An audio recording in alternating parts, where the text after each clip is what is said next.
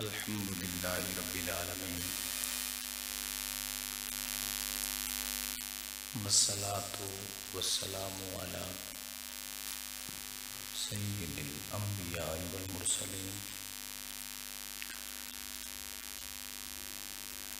وعلی آلہ واصحابہ اجمعین.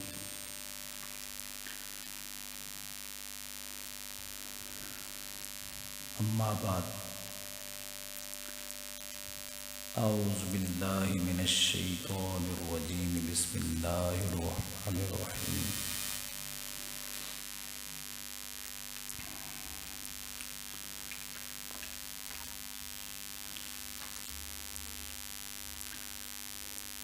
قل هل يستوي الذین یعلمون والذین لا یعلمون انما یتذکر اولو الالباب. صدق اللہ العظیم.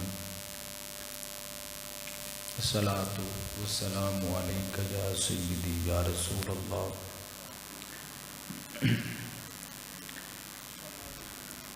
الصلاۃ والسلام علیک یا سیدی یا رحمۃ للعالمین وعلی آلک واصحابک یا خاتم الانبیاء والمرسلین.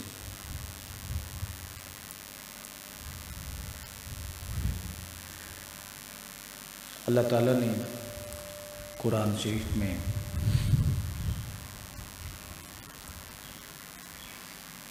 خاص بندوں اور عام بندوں کی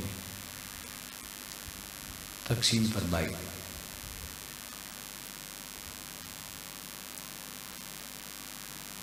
اور صاحب بصیرت اور صاحب علم لوگوں کو جہالات سے ممتاز فرمایا. بند کر.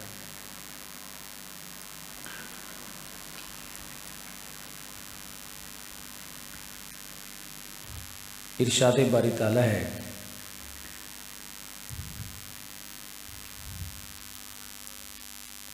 اے محبوب صلی اللہ علیہ وسلم، آپ فرمائیے کہ هل يستوي الذین یعلمون، کہ جاننے والے برابر ہو سکتے ہیں ان لوگوں کے والذین لا یعلمون، جو نہیں جاننے والے. انما یتذکر اولو الالباب، تو یہ نصیحت جزوی نیست، یعنی صرف اور صرف عقل والوں کے.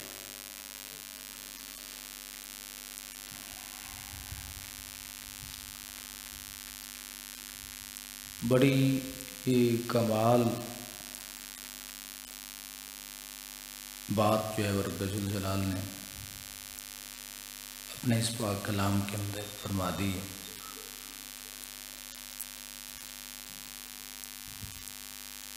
کہ جاہل انسان اور عالم میں بڑا فرق ہے، خاص اور عام میں فرق ہے. تو جس کا جو مقام ہو اس کو اسی مقام میں رکھا جائے. یہ سفر کا مہینہ جو ہے اللہ رب العزت کی محبوب بندوں کی یاد میں بالخصوص منایا جاتا ہے. عرس ہوتے ہیں،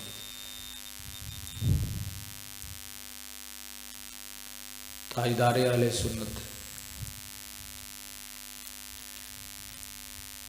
اعلیٰ حضرت فاضل بریلوی شاہ احمد رضا خان رحمۃ اللہ تعالیٰ کا عرس مقدس بھی اسی مہینے میں، اور بھی اولیاء کرام کے، حضور داتا صاحب رحمۃ اللہ تعالیٰ. تو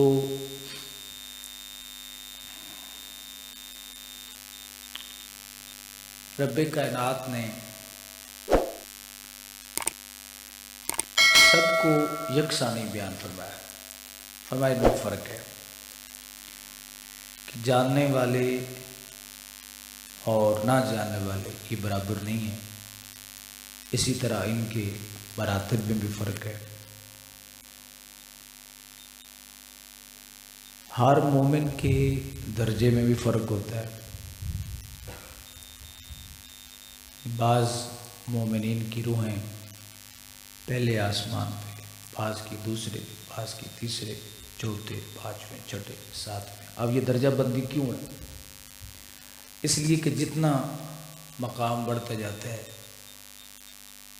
اس کے حساب سے رب ذوالجلال درجے بھی اپنے محبوب بندوں کو دیتا جاتا ہے۔ جس کی کم نیکیاں ہیں اس کی روح پہلے آسمان پہ ہوتی، اور جس کی اس سے زیادہ نیکیاں ہیں دوسرے پہ، جس کی اس سے زیادہ تیسرے۔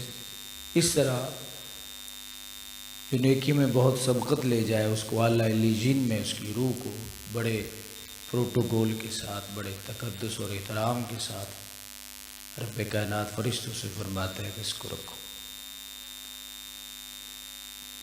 اور پھر روحیں جو ان کو لٹایا جاتا ہے، جب بھی کوئی قبر پہ آتا ہے تو رب ذوالجلال فوراً اس مومن کی روح کو اس کے جسم کے ساتھ منسلک فرماتا ہے اور وہ لوٹ کے آتی ہے۔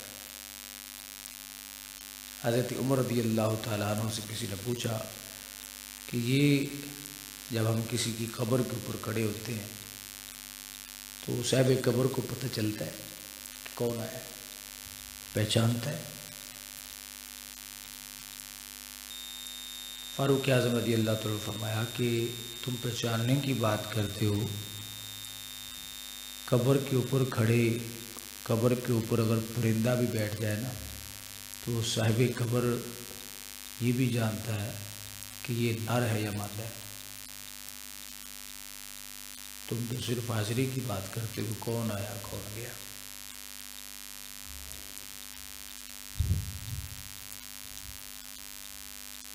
یہ مسئلہ نبی کریم علیہ السلام میں عرض کر رہا ہوں کہ ہر بندے کا مقام برابر نہیں ہوتا۔ یہ جو ہم اللہ کے ولیوں کے عرس مناتے ہیں یہ ان کے مقام کا تقاضا ہے، عام لوگوں کے برابر نہیں ہے، عام لوگوں سے ان کا موازنہ نہیں کیا جا سکتا۔ اگرچہ آج کے اس دیکھتے ماحول میں کچھ خرابیاں ہو گئی کہ جو بھی مرے فوراً اس کی دربار بنا، یہ غلط چیز ہے۔ اس کے مقام اور مرتبے کے مطابق ایک بندہ ساری زندگی کتے لڑاتا رہا، ایک بندہ ساری زندگی جو ہے وہ غیر شرعی کام کرتا رہا، تعلق اس کا اہل بیت سے سید زادہ ہے، اب وہ فوت ہوا تو آپ نے دربار بنا، یہ بات نہیں ہونی چاہیے۔ مزار اس کا بنے جو اس مزار کا اہل ہے،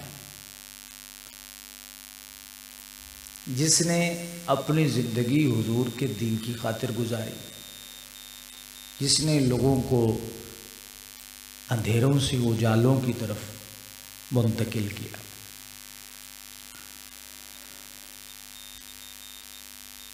تو یہ اکثر علاقوں سے یہ خبریں میں نے اس لیے آتی ہیں کہ ایک بے نماز شخص فوت ہوتا ہے تو اس کی دربارشی بنا دیتے ہیں، تو وہ جو دربار بنائی جاتی ہے وہ بطور تجارت بنائی جاتی ہے، گلہ رکھ دیں مال آنا شروع ہو جائے گا، آپ کو کوئی اور کام کرنے کی ضرورت نہیں۔ ہمارے علاقے میں اتنے مزارات ہیں کہ جن کو وہ قبروں کو تجارت گاہ بنایا گیا کہ جو متولی ہیں ان کا کوئی اور کاروبار نہیں، وہ صرف اور صرف اس گلے پہ گزارے گا۔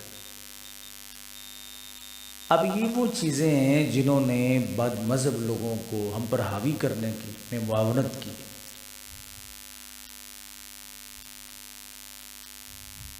یعنی ایک شخص کا دین کے ساتھ دور کا تعلق بھی نہیں، مرتا جو ہے آپ اس کی دربار بنا دیں، یہ کوئی طریقہ ہے؟ اللہ تعالیٰ یہی فرما رہا ہے کہ ہر بندہ برابر نہیں، تو جس کا جتنا حق ہے، جو حق ہے وہ حق ہی اس کو دیا جائے۔ تو قبر میں اتنی طاقت ہوتی ہے میت کو، مسلمان کو کے پاس، کہ وہ اپنی قبر کے اوپر بیٹھی چڑیا کو بھی دیکھتا ہے، چڑیا ہے یا چڑی ہے یا چڑا ہے۔ تو حضور نے فرمایا جب بھی کوئی قبر پہ آتا ہے تو رب ذوالجلال فوراً روح کو لوٹاتا ہے۔ اب یہ عام لوگوں کی، عام مسلمانوں کی روح کے بارے میں حضور نے اپنے بارے میں فرمایا ابن ماجہ شریف میں۔ ادھر ہے جب کوئی مزار پہ آئے تو روح لوٹے۔ صحابہ نے عرض کیا اللہ کے باغو، جب آپ دنیا سے تشریف لے جائیں گے بظاہر تو ہم آپ کو درود و سلام، آپ کا سلام کیسے بھیجیں؟ تو حضور نے اس موقع پر فرمایا ما من احد یسلم علیہ، کوئی بھی شخص جہاں بھی ہو جب مجھ پہ وہ سلام پڑھے گا، درود بھیجے گا، یہ سلام کہے گا،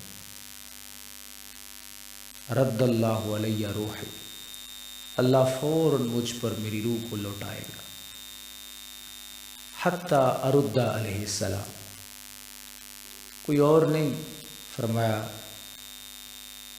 حتیٰ ارد، میں خود لوٹاؤں گا علیہ السلام، اس کے سلام کا جواب میں خود دوں گا۔ تو نبی کریم صلی اللہ علیہ وسلم کی شان یہ ہے، دیکھیں نا مقام مرتبے، پہلے یہ تھا کہ وہ قبر میں روح کو، عام مومن کی روح کو لوٹا کے یہ فلاں تیری قبر پہ آیا۔ تو حضور صلی اللہ علیہ وسلم نے فرمایا کہ میری قبر پہ آنا تو دور کی بات ہے، جو مجھ پہ درود و سلام بھی بھیجے گا میں اس کے درود و سلام کو خود سنوں گا بھی اور جواب بھی خود دوں گا، کوئی اور نہیں دے گا۔ اب فرشتے درود کو حضور کی خدمت میں پیش تو کرتے ہیں کہ حضور فرماتے ہیں سلام، درود تم نے میری خدمت میں پیش کر دیا، جواب میں دوں گا۔ سلام اور چیز ہے، درود اور چیز۔ درود کے لیے لفظ صلات کا استعمال ہوتا ہے، سلام کے لیے سلام کا استعمال ہوتا ہے۔ تو اس حدیث پاک میں نبی کریم علیہ السلام نے سلام کا ذکر کیا کہ جب بھی کوئی میرا امتی مجھ پہ سلام بھیجے گا میں اس کے سلام کا جواب خود دوں۔ حالت برزخ میں، قبر میں، امتی یہاں تکیہ سید بابا محمد سے رحمۃ اللہ علیہ تعالیٰ پر بیٹھ کے حضور کی ذات پہ سلام کہے تو اس کا جواب حضور خود دیتے ہیں۔ اس پر اعتقاد رکھنا ایمان ہے۔ اگر کوئی اپنے ذہن میں کمزوری رکھے، ضعف رکھے، پتہ نہیں جواب دیتے ہیں نہیں دیتے، تو یہ گمراہی ہے، کیونکہ نبی کریم علیہ السلام کی زبان اقدس سے نکلی ہوئی بات حق ہے، سچ ہے۔ ساری دنیا جھوٹی ہو سکتی ہے لیکن اللہ کا نبی سچا ہے۔ یہ لفظ بھی استعمال نہیں کرنا، سمجھ آئی؟ جھوٹ کے مقابلے میں یہ نہیں کہ حضور، آپ یہ بھی کہہ سکتے ہیں حضور جھوٹ نہیں بولتے، لیکن ہمارے نزدیک تو یہ بھی ٹھیک نہیں کہ ساری دنیا جھوٹی ہو سکتی ہے، اللہ کا نبی سچا ہے۔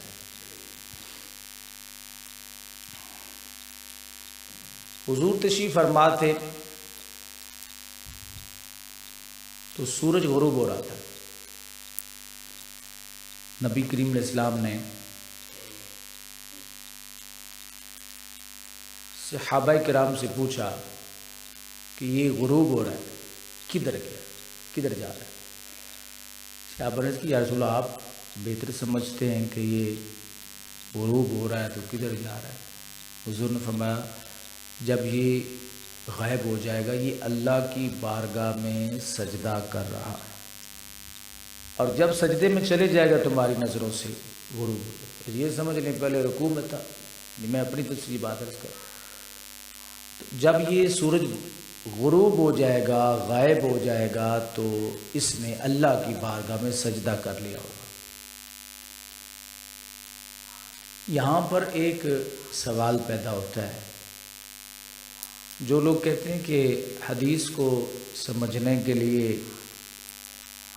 امام اعظم ابو حنیفہ کی ضرورت نہیں ہے، خود ہی حدیث سمجھ لے، یا بزرگوں کی ضرورت نہیں ہے. ہم یہاں پہ بیٹھے ہیں تو مغرب کا وقت ہوگا تو سورج غروب ہو جائے. یہاں ہوگا تو حویلی میں بھی غروب ہوگا، ایسی بات. یہاں اس وقت غروب ہوگا تو لاہور میں بھی غروب ہوگا اسی وقت پہ کہ نہیں؟ اسی وقت کچھ 5 یا 6 منٹ. اچھا، اب لاہور میں ہم یہاں پہ بیٹھے ہیں، کراچی میں غروب ہوگا تو کتنا فرق ہوگا؟ سمجھنا بات کو، کتنا فرق ہوگا؟ آدھا گھنٹہ. اچھا، ہم یہاں بیٹھے ہیں تو مکہ پاک میں، مدینہ پاک میں غروب ہوگا کتنا؟ 2 گھنٹے. چلتے جائیں. آپ دنیا کے کسی ایسے ملک میں چلے جائیں جہاں ہمارا اور ان کا 10 گھنٹے کا غروب کا فرق ہونا. اچھا، آپ یہ بتائیں، سورج نے کر لیا، سورج ایک ہے کہ 2 ہے؟ ایک ہے. اس نے سجدہ اللہ کی بارگاہ میں کر لیا. جب اس نے اللہ کی بارگاہ میں سجدہ کر لیا، وہ سجدہ ریز ہو گیا، تو پھر امریکہ میں کیوں کھڑا ہے؟ ہمارے بزرگوں نے ایک بڑا عام مسئلہ سمجھایا. حضور فرما رہے ہیں کہ یہ غائب ہو گیا، اس نے سجدہ اللہ کی بارگاہ میں سورج نے کر لیا، تو باہر کے ممالک میں کیوں کھڑا ہے؟ یہاں دن ہوتا ہے، بلکہ کئی ممالک تو ایسے ہیں، جیسے وہ ناروے کے متعلق آتا ہے کہ وہاں پہ کئی مہینے دن ہوتا ہی نہیں، رات ہی رہتی. لوگوں نے گھڑیاں بنائی ہوئی ہیں، وہ وقت کے 12 گھنٹے پورے ہو گیا. اب 12، 1، 2، 3، 4، 5، 6، 7، 8، اب 8 بج گئے ہیں، کام کا وقت ہو گیا. وہ اس طرح کرتے ہیں. ناروے کے بارے میں آپ کے علم میں ہوگا. تو یہاں اگر حضور اس وقت مکہ پاک میں تھے یا مدینہ پاک میں تھے، مدینہ میں یا مکہ میں سورج غروب ہوا تو حضور نے فرمایا کہ اس نے اللہ کی بارگاہ میں سجدہ کیا ہے. تھوڑی سی توجہ کرنی ہے سمجھنے کے لیے. اس لیے اللہ کی بارگاہ میں کیا کیا ہے؟ سجدہ کیا ہے. جب یہ غروب ہو جائے گا تو یہ کامل سجدہ ریز ہو جائے. حضور نے اس وقت مدینہ پاک کے بارے میں فرمایا کہ سورج غروب ہو گیا تو اس نے سجدہ کیا، جبکہ اس وقت یہ خطے بھی تو تھے نا. تو یہاں پر تو سورج موجود تھا، تو وہاں اس نے سجدہ نہیں کیا. سورج ایک ہے. اللہ اکبر. تو اب محدثین کرام فرماتے ہیں کہ نبی کریم صلی اللہ علیہ وسلم کے اس فرمان اور سورج کے غروب اور سجدہ کے بارے میں جو حضور کا فرمان ہے، اس کا مطلب کیا ہے؟ یہ مسئلہ کس طرح حل ہوگا؟ کہتے ہیں اگر آپ یہ عقیدہ رکھیں کہ سورج، حضور اسلام نے فرمایا سورج غروب ہو گیا، تو پھر کسی دوسری جگہ پر سورج کو ہونا ہی نہیں چاہیے تھا. جب ہے ایک، چاند بھی ایک ہے، سورج بھی ایک. اگر یہاں سے مراد حضور کی سورج کا جسم ہوتا تو پھر اللہ کے نبی کا فرمان سچ ہے. رسول کریم صلی اللہ علیہ وسلم کے فرمان میں کوئی شک نہیں. شک کرنے والا دائرہ اسلام سے خارج ہو جاتا ہے. تو اگر جسم مراد لیا جائے تو جسم تو اس وقت سورج کے کئی جگہوں پہ کھڑے تھے. اگر مدینہ میں غروب ہو رہا تھا تو دوسرے علاقوں میں موجود تھا، دنیا کے دوسرے خطوں میں. فرماتے ہیں کہ ہم نے نبی کریم علیہ السلام کے فرمان کی پاسداری کرنی ہے اور حضور کے فرمان کو سمجھانے کے لیے ہم دوسرے قوانین کو بدل سکتے ہیں اور بدلنے چاہیے، لیکن حضور کے فرمان میں کوئی شک نہیں ہونا چاہیے۔ فرمایا کہ نبی علیہ السلام اس وقت سورج کے جسم کی طرف اشارہ نہیں فرما رہے تھے، حضور کی مراد اس وقت سورج کی روح تھی کہ صحابہ اس نے اللہ کی بارگاہ میں سجدہ کیا ہے تو یہ سورج کے جسم نے سجدہ نہیں کیا، سورج کی روح نے سجدہ کیا، سورج کی روح نے سجدہ کیا۔ اگر جسم مراد لیں تو پھر جسم سورج کا اور ملکوں میں کھڑا ہے، 4 5 گھنٹے کا فرق ہوتا ہے۔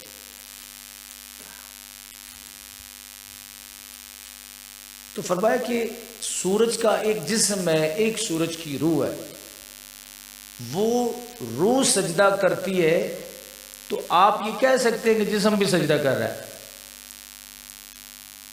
روح جب سجدہ کرتی ہے سورج کی تو اس کا تعلق جسم کے ساتھ استوار ہوتا ہے، رہتا ہے، چلا رہی ہوتی ہے جسم کو، لیکن جسم کی حالت اور ہوتی ہے، روح کی حالت اور ہوتی ہے۔ اسی طرح قبر کے اندر جب بندہ پہنچتا ہے تو جب اس کی قبر پہ کوئی آئے، جب بھی آئے، جس طرح سورج کا جسم اور روح کا آپس میں تعلق ہے، اسی طرح صاحب قبر کا، صاحب مزار کا بھی اپنی روح کے ساتھ تعلق ہے۔ اللہ تعالیٰ اس روح کو فوراً لوٹا دیتا ہے اور وہ روح اس جسم میں لوٹتی ہے، اور جب روح اور جسم دونوں مل جاتے ہیں تو پھر وہ پہچانتے بھی ہیں کہ وہ میرا یار تھا، میرا بیلی ہے، وہ میری قبر پہ آیا ہے، میرا دوست آیا ہے، میرا بیٹا آیا ہے، میری بیٹی آئی ہے، عزیز و قربا رشتہ دار آیا۔ تو یہ ایک عام مومن کے لیے قانون ہے، اور درجات کی درجہ بندی ہے، جیسے جیسے درجے آپ چڑھتے جائیں گے اس طرح اس میں مزید برکتیں آتی جائیں۔ ہر مومن اپنی قبر سے تصرف نہیں کر سکتا، کہیں آ جا نہیں سکتا، لیکن ہزاروں مثالیں احادیث مبارکہ کے اندر بھی موجود ہیں کہ کچھ خاص مومن ہوتے ہیں، خاص بندے ہوتے ہیں جو اپنی قبر سے آ جا سکتے ہیں۔ اسی لیے اللہ تعالیٰ نے فرما دیا کہ هل يستوي الذين يعلمون، جاننے والے اور جاہل یہ برابر نہیں ہو سکتے، نہ دنیا میں، نہ برزخ میں، نہ آخرت۔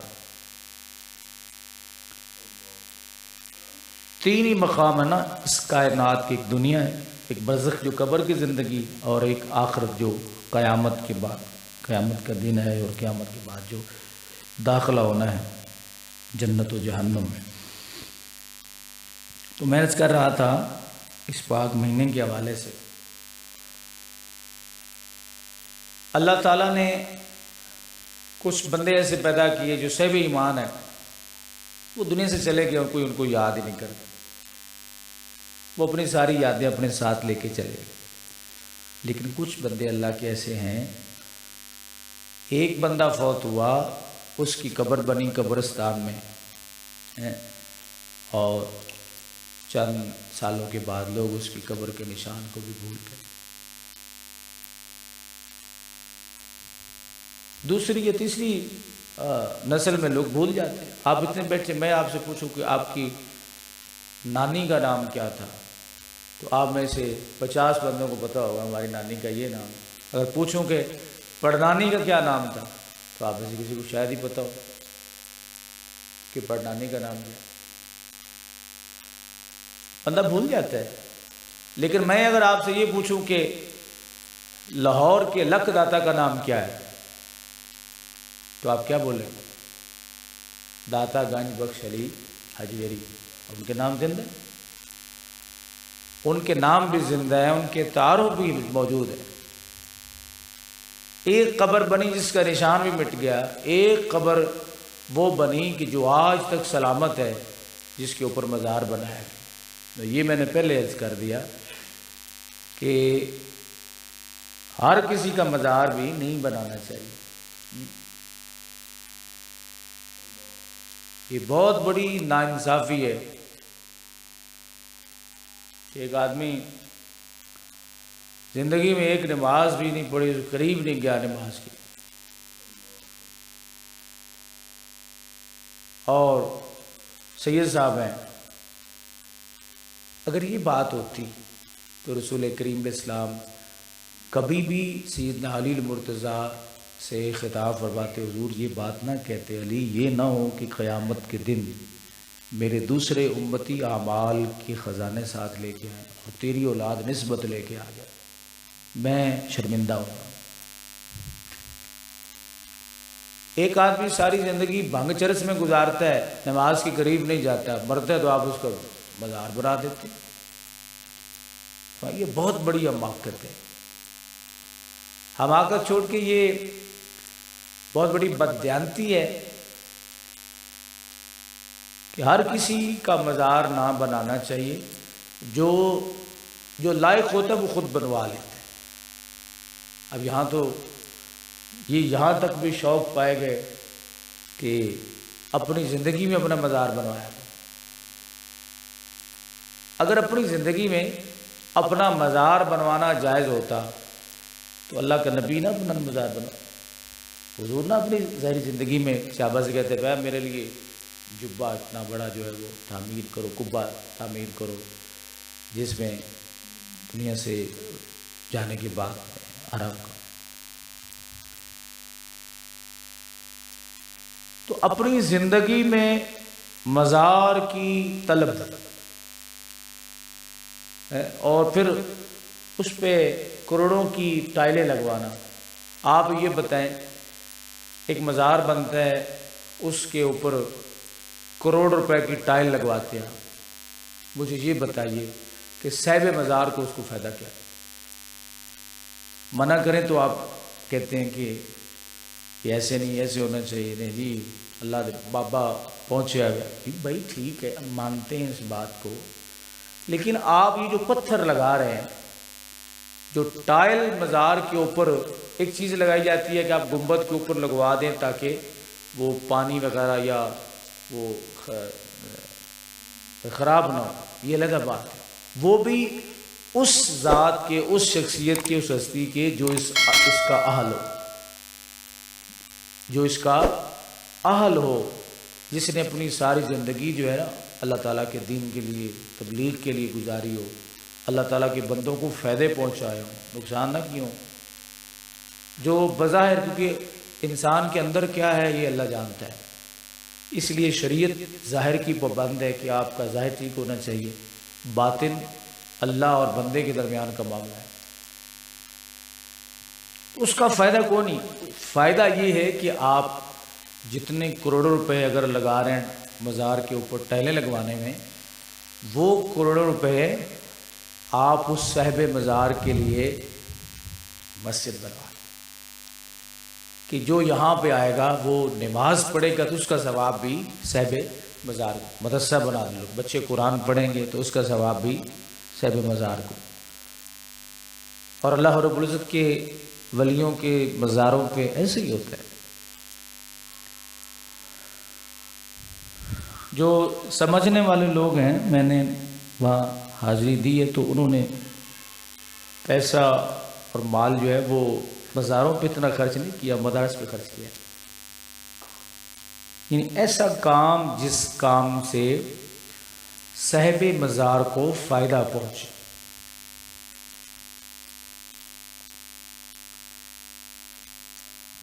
جس سے صاحب مزار کو فائدہ پہنچے۔ اب صاحب مزار کو میرے بھائی جو فائدہ ہے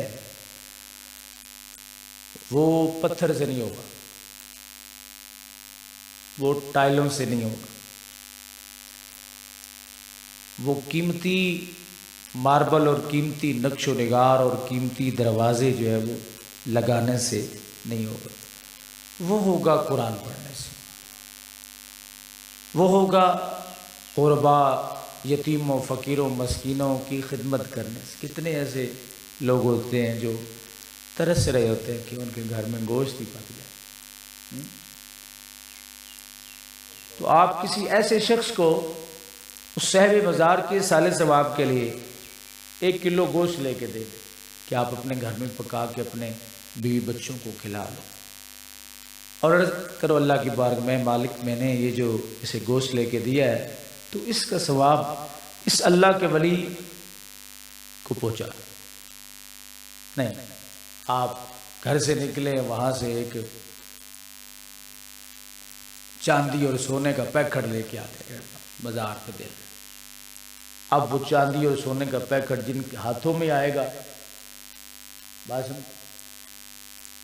بہت سارے گدی نشین اس وقت ایسے ہیں کہ جنہوں نے مزار کو تجارت گاہ بنایا۔ تو یہ ایسی باتیں ہیں جن سے ہمارے مخالفین بالخصوص جو بات مذہب ہے وہ ہمارے لوگوں کو گمراہ کرنے کی کوشش کرتے ہیں۔ ہمیں چاہیے کہ ہم وہ راستہ ہی بند کریں۔ اعلیٰ حضرت فاضل بریلوی رحمۃ اللہ علیہ تعالی، شام رزق رحمۃ اللہ تعالیٰ کی تعلیمات ایسی تعلیمات ہیں جن پر عمل کر کے آپ شرک و بدعت کے راستے بند کر سکتے ہیں۔ کہ یہ لوگ جو آڑ بنا کے باتیں کرتے ہیں نا، اس میں ہمارے کچھ جو سادہ لوگ اندھی عقیدت رکھنے والے ہیں ان کا اس میں عمل دخل ہے۔ اپنی آنکھوں سے پٹیاں اتاریں۔ حضور داتا گنج بخش علی حجویری رحمت حضرت غوث اعظم رضی اللہ تعالیٰ نے فرمایا تھا کہ جو سنت مصطفیٰ کا مخالف ہو تمہیں اس کا احترام کرنے کی ضرورت نہیں ہے، تمہارا احترام کرنا اسے ضدی بنا دے گا۔ میں نماز نہیں پڑھتا ہوں، میں شریعت کا پابند نہیں ہوں، دیکھو لوگ پھر بھی میرے ہاتھ چوم رہے ہیں، تو مجھے کیا ضرورت ہے نماز میں پھنسنے کی؟ معذاللہ مجھے کیا ضرورت ہے اپنے آپ کو اس طرح الجھانے کی اور محنت کرنے کی؟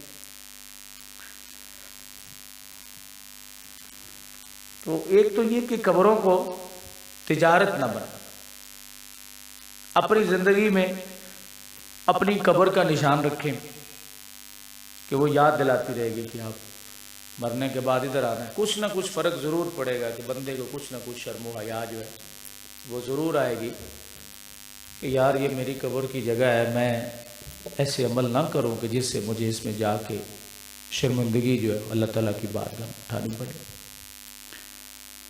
لیکن اپنی زندگی میں کروڑ روپیہ اپنے مزار پہ لگوا لینا، اس کا کیا فائدہ ہے؟ اس کا کوئی فائدہ نہیں۔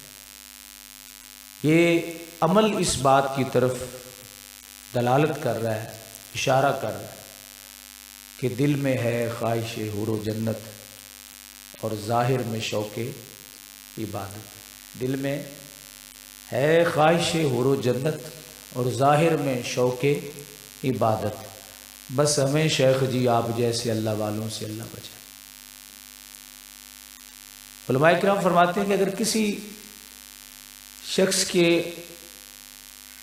اندر کسی انسان کے یا آپ کسی کے دین کو چیک کرنا چاہیں کہ اس کی رسول کریم صلی اللہ علیہ وسلم کے دین کے ساتھ محبت کتنی ہے، اس کی نبی کریم صلی اللہ علیہ وسلم کے دین کے ساتھ اس کا پیار کتنا ہے، اس کی تابعداری حضور سے کتنے ہے، کہ یہ ظاہر سے تو اللہ تعالیٰ کے پیارے نبی صلی اللہ علیہ وسلم کی بات کو بظاہر اس نے مانا ہوا ہے، اس نے اپنا لباس بھی حضور کے طریقے کے مطابق ایسے کی تشریح حضور کے طریقے کے مطابق اس نے پہنا ہوا ہے، اس نے اپنا ظاہر اور جو اپنا رکھ رکھاؤ ہے وہ سارے کے سارا حضور کے طریقے کے مطابق اپنایا ہوا ہے۔ تو ہر چمکتی چیز سونا نہیں ہوتی، یہ بازے میں بٹھا ہے، ہر چمکتی چیز سونا نہیں ہوتی۔ آپ نے دیکھا نا یہ ریفلیکشن کا جو عمل ہوتا ہے جسے سراب کہتے ہیں، کئی دفعہ میں نے یہ مثال بھی دی کہ آپ چل رہے ہوتے ہیں روڈ کے اوپر، جب شفاف سیدھا روڈ ہوگی، جیسے یہ کارپیٹ روڈ ہوتا ہے، گرمی کا موسم دوپہر کا وقت ہو تو آپ کو ایسے محسوس ہوگا جیسے اس کے اوپر نا پانی تیر رہا ہے۔ آپ قریب جائیں گے تو پانی ہوگا، نہیں ہو. ہر چمکتی چیز ضروری نہیں کہ وہ سونا ہی ہو.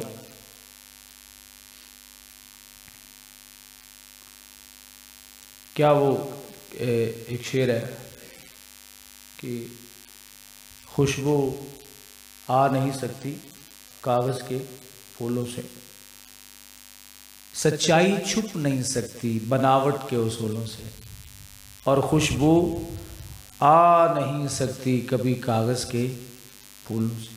کاغذ کے پھولوں سے بھی کبھی خوشبو آئے، اور بناوٹ کے اصولوں سے بھی سچائی کبھی چھپی. ہاں اس میں تاخیر ہو سکتی ہے، آپ چند دن داؤ لگا سکتے ہیں، لیکن بالآخر اوپن ہو جائے گی.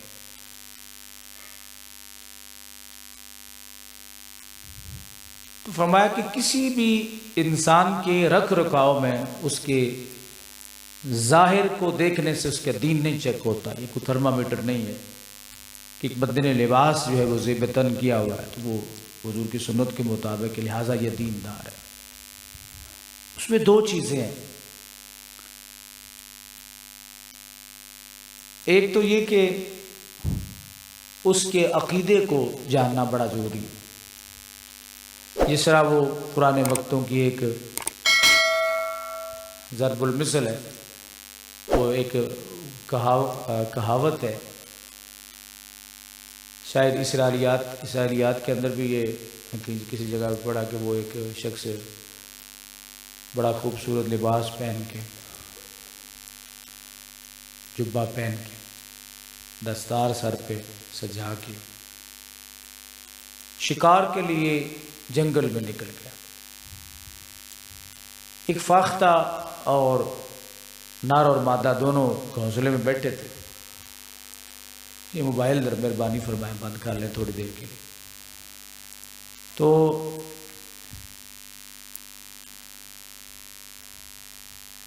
اس مادہ نر نے کہا کہ دیکھو یہ کیسا اللہ کا ولی آ رہا ہے، بڑا خوبصورت اس نے لباس پہنا ہوا ہے اور بڑی خوبصورت دستار ہے، اس نے جبہ بھی پہنا ہوا ہے. اس نے کہا ہاں لگتا تو ہے کہ یہ اللہ کا ولی ہے.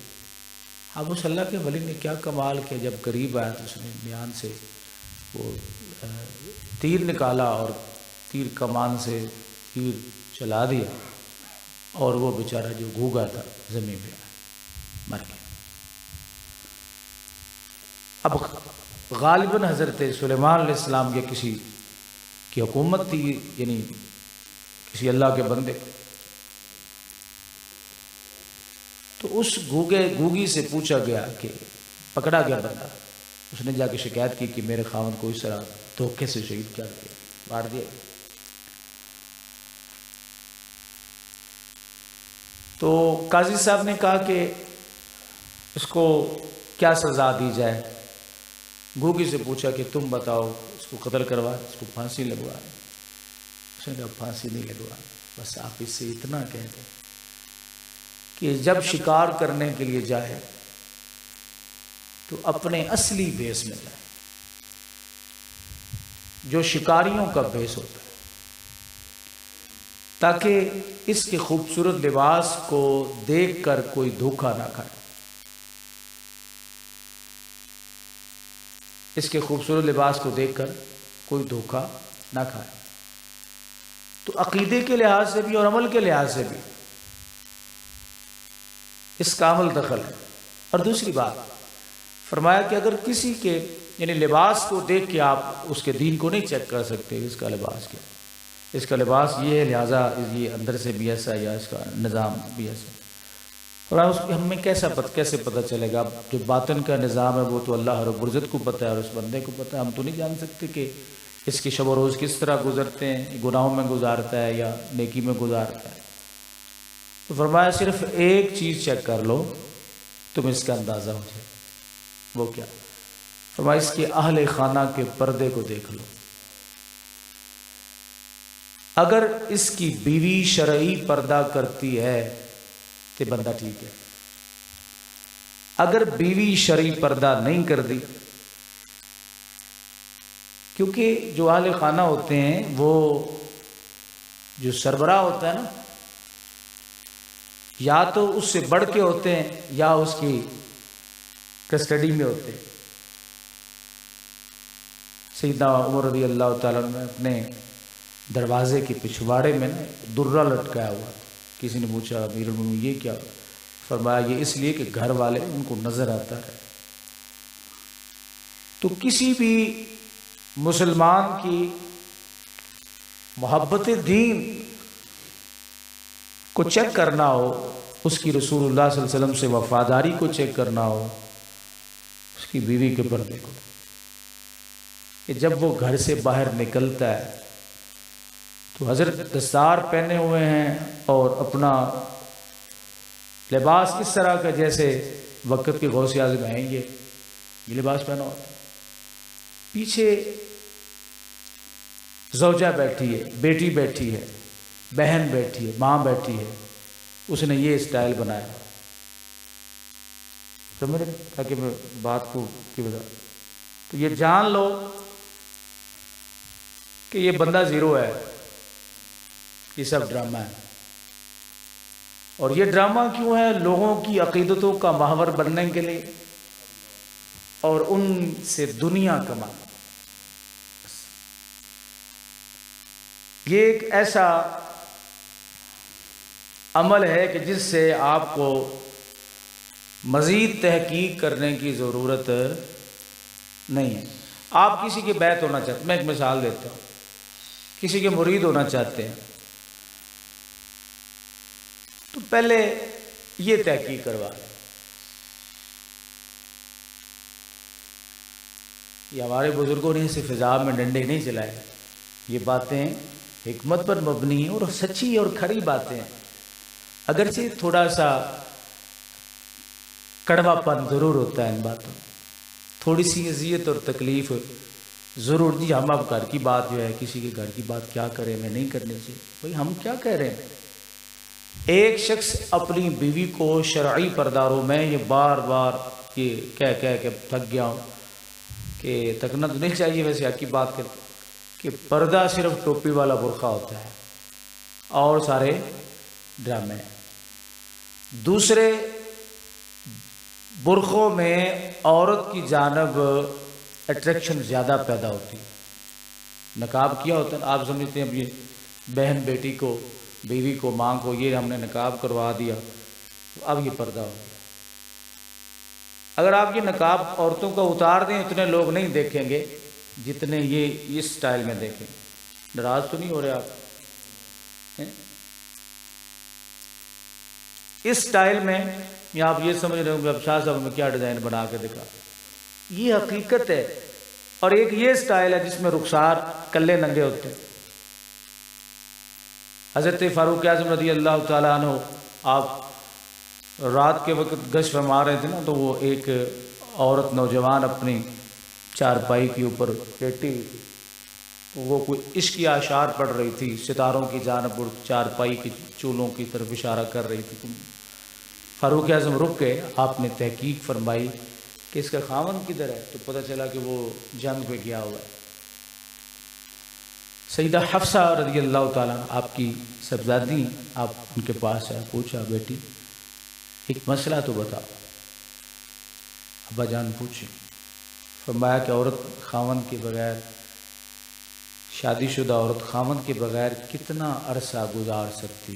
تو آپ نے کچھ ہچکچاہٹ سی محسوس کی، شرمندگی محسوس کی بطور حیا۔ تو فاروق اعظم رضی اللہ عنہ نے فرمایا کہ حق کی بات کرنے میں میرا رب بھی حیا نہیں فرماتا۔ اگر میں تم سے نہیں پوچھوں گا، یہ میں اپنی طرف سے عرض کر رہا ہوں، میں تم سے نہیں پوچھوں گا تو لوگوں تک مسئلہ کیسے پہنچے گا؟ ہم ان باتوں، آپ نے ہاتھ نیچے کر کے اشارہ، 3 انگلیوں سے 3 اس طرح کر کے اشارہ کیا کہ 3 مہینے سے زیادہ بیوی خاوند کے بغیر نوجوان عورت نہیں رہ سکتی۔ اس دور کی عورت جس میں صبر، ہمت، طاقت تھی۔ اب اس دور میں جو 2 مہینے یا مہینہ دین کی تبلیغ کے لیے نکلتے ہیں، وہ بیویاں کن کے سپورٹ کرتے ہیں؟ اپنے اہل خانہ کو کن کے سپرد کر کے جاتے ہیں؟ آپ کی بہن کا خیال کیا جا سکتا ہے، آپ کی بیٹی کا خیال کیا جا سکتا ہے، آپ کی ماں کا خیال کیا جا سکتا ہے، کوئی اور کر سکتا ہے؟ عزیز و اقربا رشتہ دار موجود ہیں، ہوتے ہیں گھر میں، بیوی کا خیال کون کرے؟ اس کو نظر انداز کر کے نتیجہ کیا نکلتا ہے؟ معاشرے میں بے حیائی، زناکاری اور بربادی ہو۔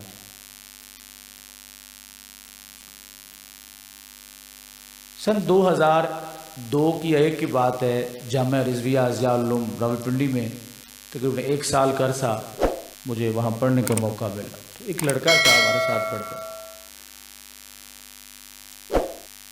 اس نے اپنی زندگی کی داستان سنائی کہ ہمارا سارے کا سارا جو خاندان ہے وہ دیوبند مسلک سے تعلق رکھتا ہے۔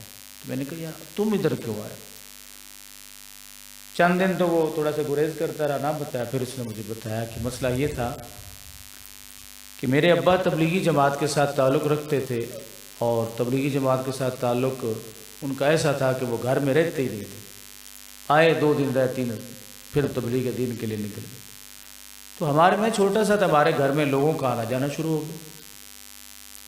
میں بڑا حیران ہوتا تھا کہ ابا جب گھر نہیں ہوتے تو لوگ ہمارے گھر میں کیوں آتے جاتے؟ سمجھ گئے نا، کیوں آتے جاتے؟ جب میں بڑا ہوا مجھے پتہ چلا کہ ابا کے گھر میں نہ رہنے کی وجہ سے ہمارا سارا خاندان برباد ہو گیا، ماں سے لے کر بیٹیوں تک سب برباد۔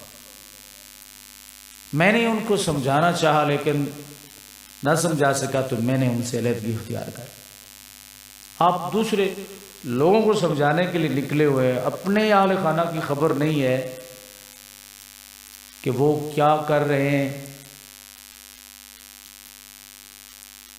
تو جو صحیح بات ہوتی ہے، حق بات ہوتی ہے، اس سے حیا نہیں کرنا چاہیے۔ آپ موبائل دیکھتے کوئی نہیں، کیوں نہیں؟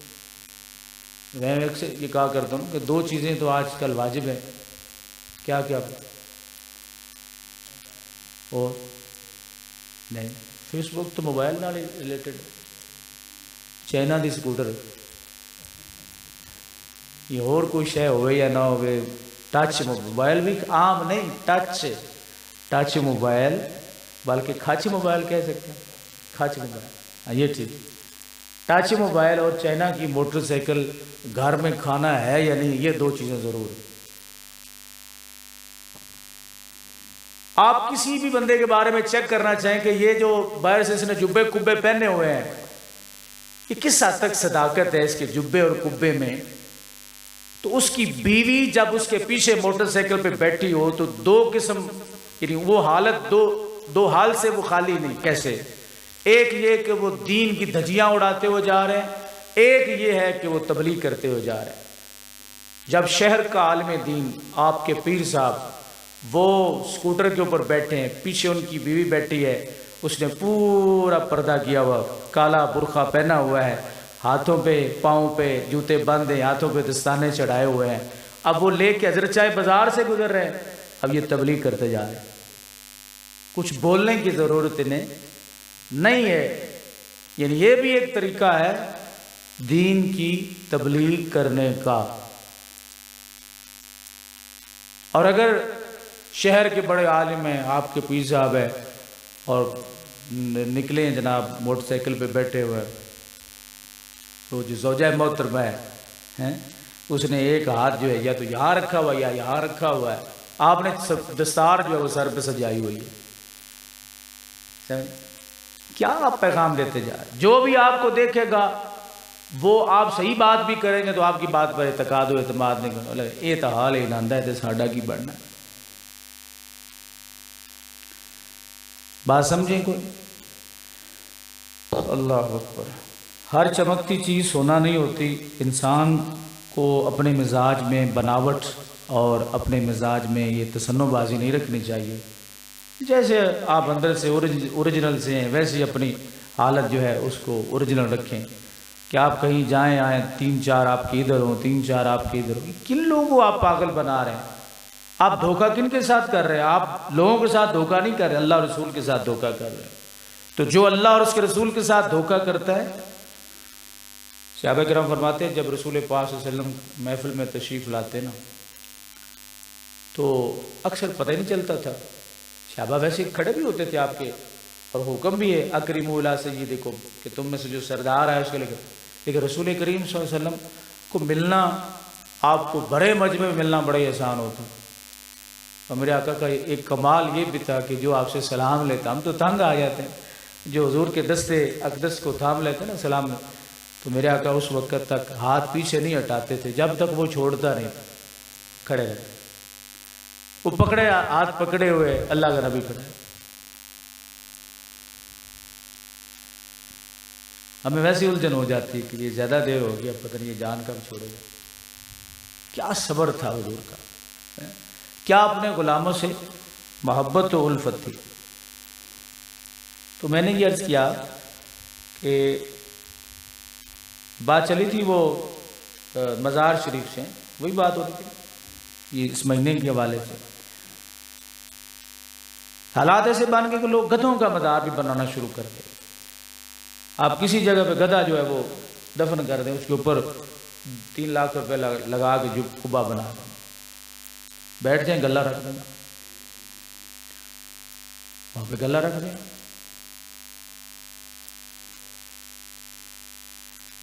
تو عرض کرنے کا مقصد یہ ہے کہ مزار جو ہے وہ ہر بندے کا نہیں بنانا چاہیے, جو اس کا اہل ہو اس کا مزار بنانا چاہیے.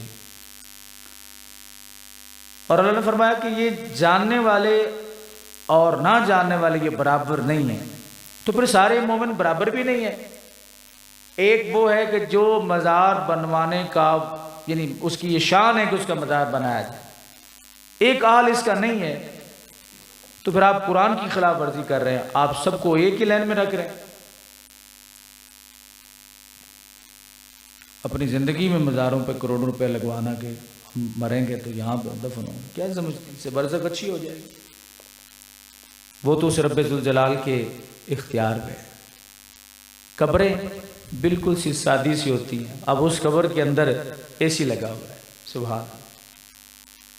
جنت سے کھڑکی کھلی ہوئی ہے, ٹھنڈی ہوا آ رہی ہے, اور اوپر سے قبر کا حال جو ہے وہ ہے کوئی اتنا خاص اچھا نہیں ہے. اس کے اوپر کوئی سنبھالنے والا بھی نہیں ہے, کچھ نشان سا ہلکا سا وہ برقرار ہے. اور اندر رب ذوالجلال نے جنت کی طرف سے کھڑکی کھولی ہوئی ہے. اور ایک قبر وہ ہے جس کے اوپر کروڑوں روپے لگے ہوئے ہیں. ایک ایک ٹائل جو ہے وہ 10-10 ہزار روپے کا ایک پیس ہے جو اس کے اوپر لگا ہوا ہے. آپ کو کیا پتہ اندر کیا ہو رہا ہے. وہ دنیا ہی الگ ہے, وہ جہان ہی الگ ہے جو اس جہان کا محتاج نہیں ہے کہ آپ کو قبر کے اوپر. پتہ نہیں کون کہہ رہا تھا اس دن کسی لڑکے نے کو بات کی, وہ قبرستان بنا ہوا, کہتے ہیں جی وہاں پہ نا وہ اوپر چھاؤں بھی ہے, یعنی اوپر درخت بھی ہے, لہذا درخت ہیں تو قبر میں بھی اگر درخت ہیں تو ضروری تو نہیں نا کہ برزخ کی زندگی میں بھی سایہ موجود ہے, وہاں پر بھی ٹھنڈک موجود ہے.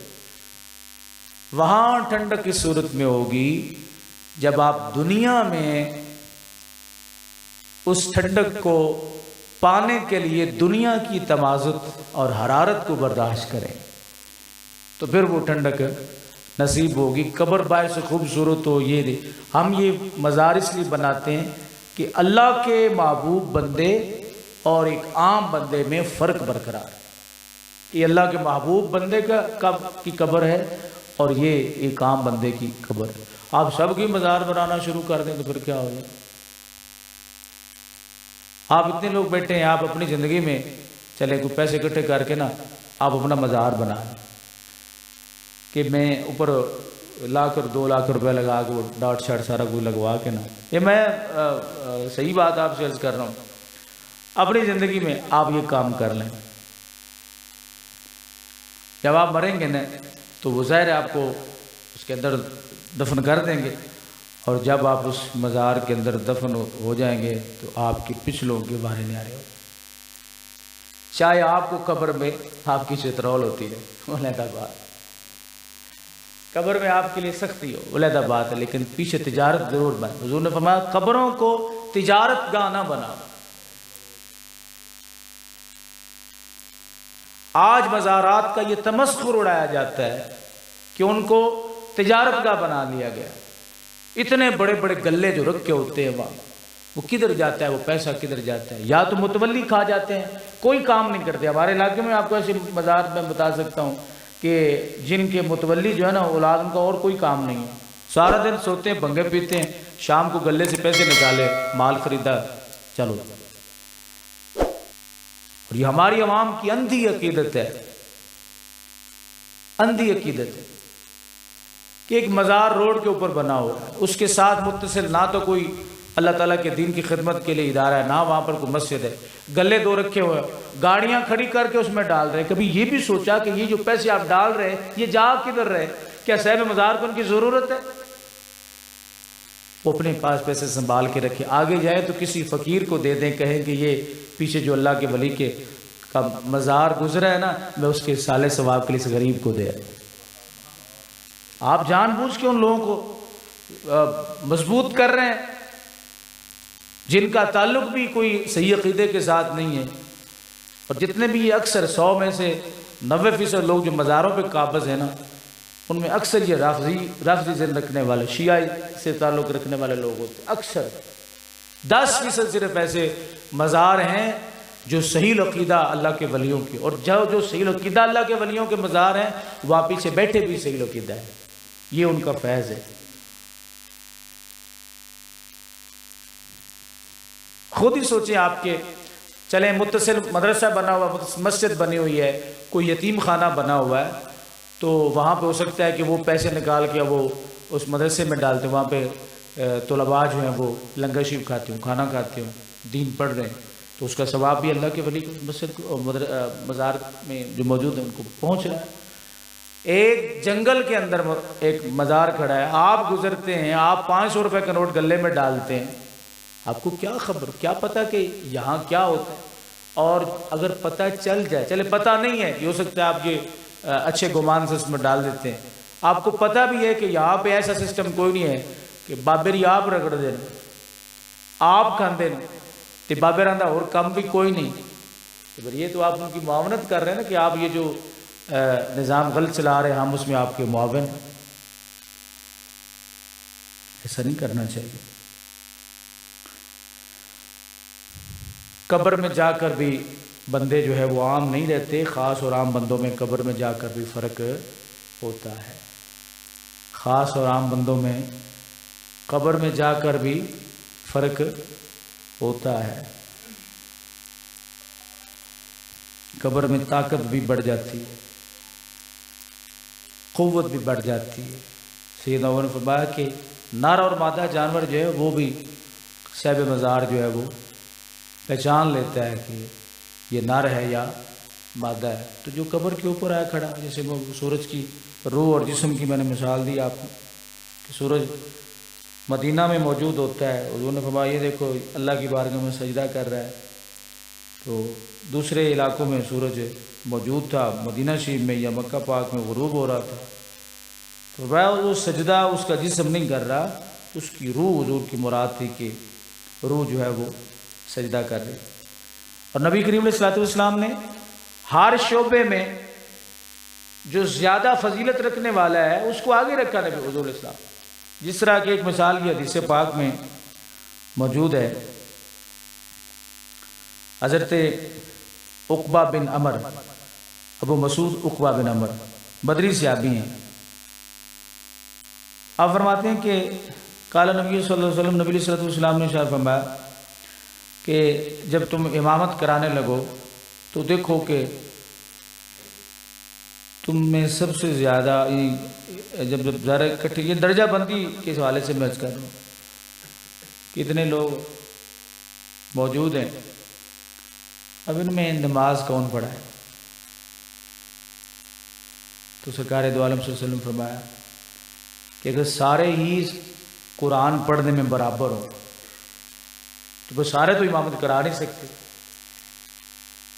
یعنی سارے امامت کرا. اب دیکھیں مزار کس کا بنتا ہے، اس پہ منطبق کرتے ہیں سمجھانے کے لیے. سارے تو امامت کروا نہیں سکتے. آپ اس طرح سمجھ لیں کہ ایک مزار ہے، بڑی متبرک جگہ ہے، ایک جگہ قبر، ایک بندے کی قبر کی جگہ. اب اس میں 10 بندے بیٹھے، 10 کے 10 ہی اللہ کے ولی ہے. فوت میں 10 بندے، اس میں اس قبر میں کس کو دفن کیا جائے؟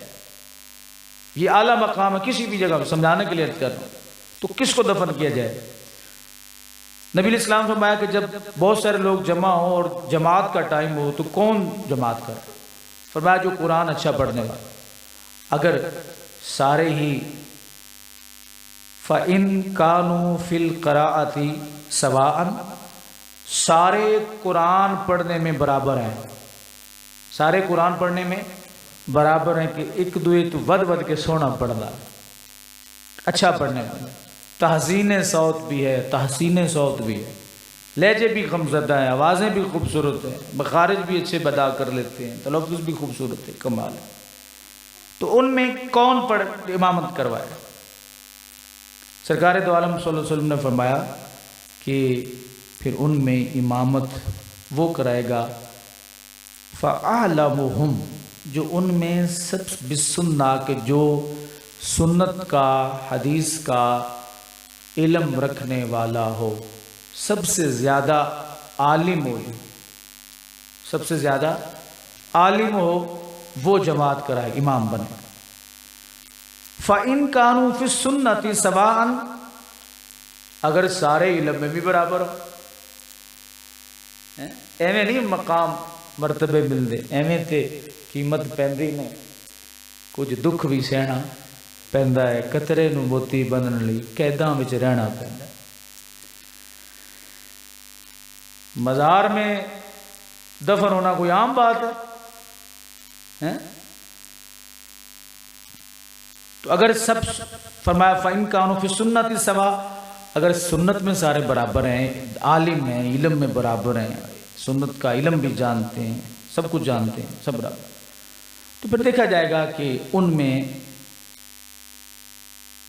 کوئی مہاجر ہے، کوئی نہیں جس نے ہجرت کی ہو۔ اب حضور اپنے دور کے لحاظ سے، ظاہری دور کے لحاظ سے سمجھا رہے ہیں کہ کوئی ایسا جس نے مکہ سے مدینہ ہجرت کی ہو۔ فرمایا اگر ہجرت بھی کرنے میں سارے مہاجرین ہوں، اب تو بڑا مسئلہ بن گیا کہ جماعت کون کرائے؟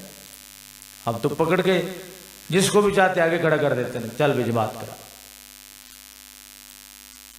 تو یعنی جماعت کرانا، امامت کے منصب پر فائز ہونا، یہ کوئی عام بات نہیں ہے۔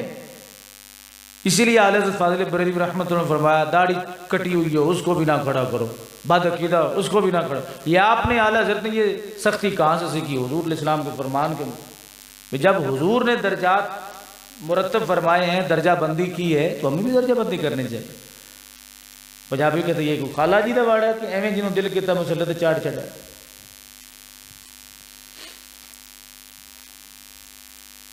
مسلے پہ حق سب سے زیادہ سادات کا ہے، وہ اپنا حق لینا نہیں چاہتے تو ہم کیا کرتے؟ آپ کسی بھی مدرسے میں چلے جائیں، کسی بھی مدرسے میں چلے جائیں، کسی بھی مسجد میں چلے جائیں، پوچھیں امام صاحب کون ہے، امام صاحب کون ہے؟ مدرسے میں جائیں، یہاں پہ سادات سید فیملی کی کتنے بچے پڑھتے؟ کوئی ایک یا دو، اکثر تو ہوں گی۔ سادات سید نہیں اپنے بچوں کو پڑھاتے، کیونکہ ان میں تکبر ہی اتنا کہتے ہیں ہم سید، ہمیں کسی کی ضرورت کیا ہے، دین ہے ہی ساڈا، اسی چاہے 5 پڑھیے تو چاہے 6 پڑھیے تو چاہے نہ پڑھیے، ہے ہی ساڈے گھر کی گل، تسی کون ہوندے؟ تسی تو امتی ہو۔ اچھا یہ امتی ہیں تو آپ نبی ہیں، آپ امتی نہیں۔ دیکھیے جو آل کا لفظ بولا جاتا ہے نا، ایک بندہ اس نے کہہ رہا تھا کہ درود ابراہیمی میں صرف آل کا ذکر ہے، اصحاب کا ذکر نہیں، تو نبی علیہ السلام نے فرمایا کلو تقی و نقی فہو اہلی، ہر متقی پرہیزگار، حضور نے فرمایا میری آل ہے۔ آپ کیسی بات کرتے؟ حضرت امام محمد باقر کون ہے؟ کس کے بیٹے ہیں؟ امام محمد باقر، امام زین العابدین۔ امام زین العابدین کس کے بیٹے ہیں؟ امام حسین رضی اللہ تعالیٰ۔ ایک شخص حضرت امام محمد باقر کے مقابلے میں جناب صدیق اکبر کو رکھتا ہے، میرا اس سے سوال یہ ہوگا کہ امام محمد باقر اگرچہ رسول اللہ کا خون ہے لیکن رسول اللہ کی زیارت نہیں کی، رسول اللہ کا زمانہ نہیں دیکھا، حضور کی زیارت اپنی آنکھوں سے نہیں، تم کس طرح ان صحابہ سے موازنہ کر سکتے جنہوں نے اپنی آنکھوں سے رسول اللہ کے انوار و تجلیات کو دیکھا؟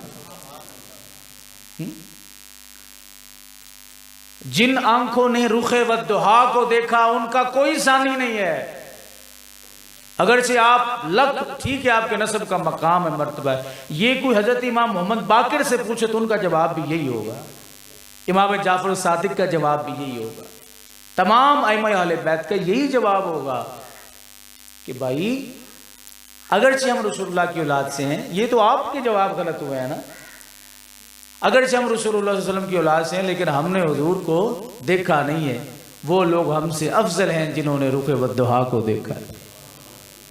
دیکھیں نا کیا کمال چہرہ ہے کہ جو ایمان کی حالت میں دیکھ کے سارے اس کے پچھلے گناہ ختم اور اس پر جنت جو ہے وہ لازم ہو، یہ چہرے کا کمال ہے نا۔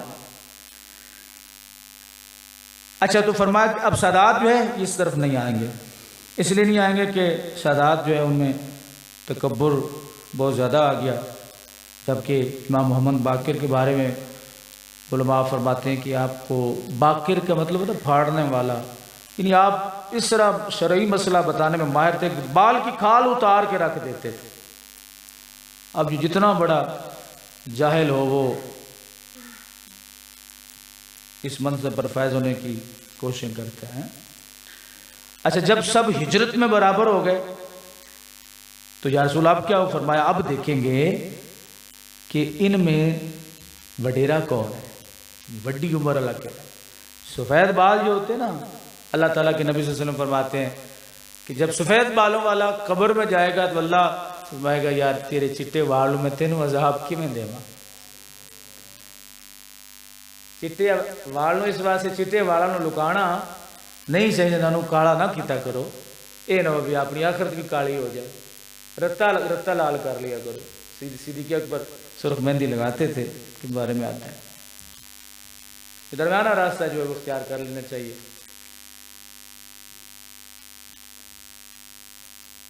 اچھا تو جو زیادہ عمر والا نام جو زیادہ عمر والا اب وہ امامت کروائے۔ اب لوگ کہتے ہیں سارے ہی برابر ہوتے ہیں، کیسے برابر ہوتے ہیں؟ اللہ کے نبی کہہ رہے ہیں یہ امامت کا ایک منصب ہے، میں اس کے لیے درجات رکھ رہا ہوں کہ ہر بندہ امامت نہ کرائے۔ تو جب سب نے اچھا عمر کی بات آ گئی، پھر دیکھیں گے کہ جس کی عمر جو ہے وہ زیادہ ہو، تو اب جو زیادہ عمر والا ہے وہ امامت کروائے۔ کتنے لوگوں میں سے؟ قرات میں سب برابر ہوئے تو حضور نے فرمایا نہیں، علم میں برابر ہوئے تو فرمایا نہیں، ٹھیک ہے، ہجرت میں برابر ہوئے تو فرمایا نہیں۔ اب چوتھے نمبر پر سرکار دو عالم صلی اللہ علیہ وسلم نے فرمایا کہ اب ان میں جو بڑی عمر والا ہے وہ امامت کرائے۔ لیکن جناب پتہ چلا جب ایک مسلح پہ کھڑے ہونے کے لیے اتنے درجوں سے گزرنا پڑتا ہے تو صاحب مزار بننے کے لیے درجوں سے نہیں گزرنا پڑے گا، اس لیے ہر کسی کا مزار نہ ہی بن سکتا ہے، نہ ہی بنانا چاہیے، جو اس کے لائق ہو اس کا مزار جو ہے وہ بنانا چاہیے۔ اور یہ جو مہینہ گزر رہا ہے سفر شریف کا، اس مہینے میں اللہ تعالیٰ کے ولیوں کے مزاروں پہ لوگ کثرت سے حاضر ہوتے ہیں۔ وہاں اس کا طریقہ میں آپ کو عرض کر دوں کہ مزار پہ حاضری کا طریقہ جو ہے وہ جہلوں والا نہ رکھا کرے، جہلوں والا نہیں رکھنا۔ آپ مزار پہ جائیں تو صاحب مزار کے قدموں کی طرف سے داخل ہو، سر کی جانب سے داخل ہو، قدموں کی طرف سے داخل ہوں۔ بوسہ لینا چاہیے علماء کے لیے تو اعلیٰ حضرت نے کہا کہ وہ بوسہ بھی نہ لیں، کیونکہ بوسہ لینے سے وہ بوسہ لیں گے اور لوگ ان کو دیکھ کے سجدے شروع کر دیں گے۔ کسی مزار پر سجدہ کرنا اور طواف کرنا یہ حرام ہے، تو بوسہ لینا چاہتے ہیں تو اگر اندر تعویذ جو ہے وہ اونچا ہو کہ جہاں آپ کا انحناء جھکنا نہ پایا جائے تو آپ بوسہ لے سکتے ہیں۔ بات سمجھ گئے؟ دوسری آپ ساری زندگی ہوگی اسی طرح جناب ڈٹتے جاتے چومنے ہیں، آپ چومتے ہیں تو اس کا مطلب یہ تو نہیں کہ یہ جائز ہو گیا، میرے اعلیٰ حضرت فاضل بریلوی رحمۃ اللہ علیہ تعالیٰ نے یہ جڑیں کھینچ کے رکھ دی ہیں. بھائی جو میں نے تمہیں طریقہ بتایا جو حدیث سے ثابت، تم اس پہ عمل تو کر کے دیکھو. دیکھتے کوئی بولتا ہے کہ نہیں بولتا؟ کوئی نہیں بول سکتا جو اعلیٰ حضرت نے طریقہ مزار پہ حاضری کا بیان فرمایا.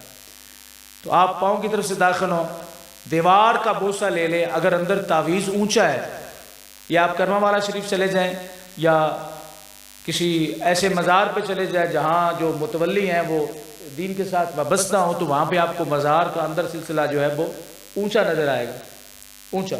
تو وہاں کھڑے ہو کر آپ بوسہ لے سکتے ہیں، جھک کے نہیں لینا. یوں باہر جاتے آ کے جناب آج تو نواں ہی مسئلہ سونے ہیں. مقصد آپ کی اصلاح کرنا، مقصود اصلاح کرنا ہے کہ جھک کے بوسہ نہیں لینا. کھڑے ہو کے آپ دیوار کو چوم سکتے ہیں. امام علیہ سنت گئے نا روزہ رسول پہ اعلیٰ حضرت، تو کسی نے عرض کیا حضور آپ رسول اللہ صلی اللہ علیہ وسلم کی جالی شریف جو اس کو چوم نہیں رہا، پیچھے کیوں کھڑے ہیں؟ تو میں تمہیں پتہ نہیں ہے یار کہ میں اس مٹی کی برابری بھی نہیں کر سکتا جو مٹی میرے مصطفیٰ کے کفن مبارک سے لگی ہوئی ہے. اور مقام کیا ہے؟ محبت. یہ محبت نہیں ہوتی کہ صرف آپ چومے چاٹیں تو محبت ہے.